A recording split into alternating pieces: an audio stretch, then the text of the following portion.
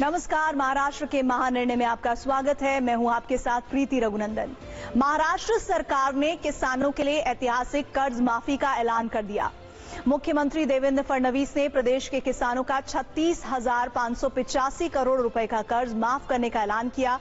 इस फैसले से लगभग 56 लाख किसानों को राहत मिलेगी।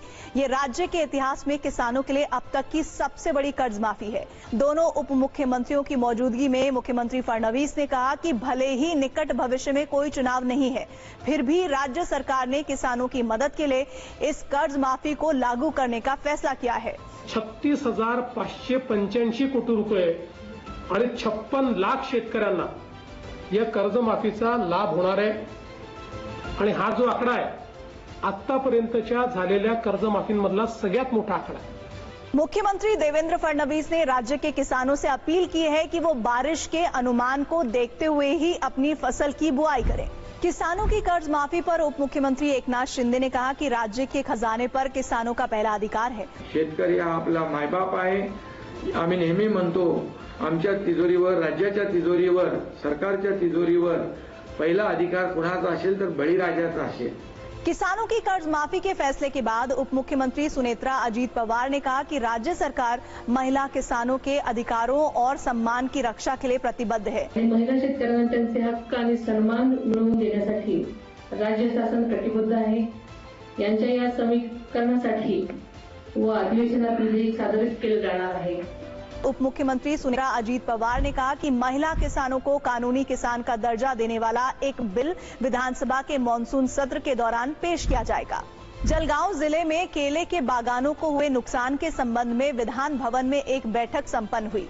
इस संबंध में मुख्यमंत्री फडणवीस ने निर्देश दिए कि प्राकृतिक आपदाओं में होने वाले नुकसान का सही आंकड़ा प्राप्त करने के लिए ड्रोन का उपयोग किया जाए। मुख्यमंत्री फडणवीस ने कहा कि इससे किसानों को हुए नुकसान की सटीक जानकारी मिलेगी और फसल बीमा कंपनियों को मुआवजा देते समय कोई परेशानी नहीं होगी। उप मुख्यमंत्री एकनाथ शिंदे ने निर्देश दिए कि बीमा कंपनियां किसानों को किसी भी तरह से परेशान किए बिना नुकसान के अनुसार मदद करें। अमेजॉन के सीईओ ने मुख्यमंत्री देवेंद्र फडणवीस से मुलाकात करके राज्य में निवेश के अवसरों पर चर्चा की। महाराष्ट्र में स्वास्थ्य, तकनीक, इंफ्रास्ट्रक्चर और एआई पर आधारित कौशल विकास के क्षेत्र में निवेश के बड़े अवसर हैं। इसीलिए मुख्यमंत्री ने अमेजॉन से राज्य में निवेश करने का आह्वान किया। केंद्रीय गृह मंत्री अमित शाह ने कोल्हापुर के श्री महालक्ष्मी मंदिर के 1,500 करोड़ रुपए के मंदिर संरक्षण और विकास कार्यों की शुरुआत की। इस योजना के पहले चरण में 143 करोड़ 90 लाख रुपए के कार्यों को मंजूरी मिली है। इस अवसर पर मुख्यमंत्री देवेंद्र फडणवीस, उप मुख्यमंत्री एकनाथ शिंदे सहित मंत्रिमंडल के कुछ प्रमुख सहयोगियों के साथ स्थानीय नागरिक बड़ी संख्या में उपस्थित थे। नागपुर के डॉक्टर बाबा साहेब आम्बेडकर अंतर्राष्ट्रीय हवाई अड्डे को मिहान इंडिया लिमिटेड से GMR Nagpur international airport limited को हस्तांतरित कर दिया गया है। मुख्यमंत्री देवेंद्र फडणवीस और केंद्रीय मंत्री राम मोहन नायडू ने GMR समूह को निर्देश दिए हैं कि हवाई अड्डे के विकास का काम 2029 तक पूरा हो जाना चाहिए।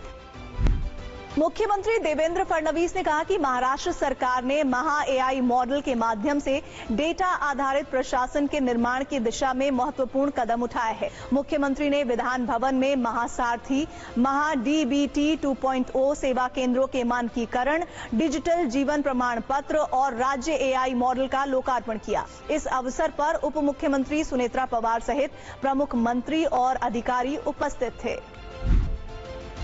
पंढरपुर में होने वाले आषाढ़ी उत्सव की तैयारियों को लेकर विधान भवन में मुख्यमंत्री देवेंद्र फडणवीस की अध्यक्षता में एक समीक्षा बैठक आयोजित की गई। इस अवसर पर उप मुख्यमंत्री सुनेत्रा अजीत पवार ने कहा कि पालकी उत्सव के प्रमुखों ने जो मांगे की थी उनके अनुसार सभी कार्य पूरे कर लिए गए हैं। सुनेत्रा अजीत पवार ने ये भी अपील की कि श्रद्धालुओं और भक्तों की सुविधा का ध्यान रखते हुए इस उत्सव को मनाया जाए। पंढरपुर के सर्वांगीण विकास के लिए महत्वपूर्ण माने जाने वाले कॉरिडोर प्लान को राज्य सरकार की मंजूरी मिल गई। 3,993 करोड़ 90 लाख रुपए के इस प्रोजेक्ट से संबंधित GR जारी कर दिया गया है। प्रोजेक्ट के तहत वारकरियों के लिए आधुनिक सुविधाएं, नए पुल और सड़क निर्माण के साथ ही प्राचीन मंदिरों और मठों का संरक्षण किया जाएगा। महाराष्ट्र के महानिर्णय में इतना ही। TV9 भारतवर्ष पर खबरों का सिलसिला जारी है।